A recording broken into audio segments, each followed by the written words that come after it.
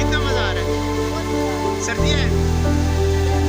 अच्छा, झीलें और ये सरसब्ज बुलंदों वाला पहाड़ और ऊपर बादल, और यहाँ एक ट्रिप आया हुआ है, कुछ लोग आए हुए हैं और इनके हाथ में चाय भी है और इनके पास सिलेंडर भी है, और हम पूछते हैं ये किस तरह यहाँ आए हैं और क्या कर रहे हैं। जी अस्सलाम वालेकुम, क्या नाम है आपका? जी, कहाँ जा रहे हैं, कैसा महसूस कर रहे हैं नारायण आकर? चिल्लास की तरफ जा रहे हैं। अच्छा वहाँ, अच्छा तो सही है, आप सिलेंडर लेकर आए, कोई खतरा आपको फटने का, कुछ चाय बनाई?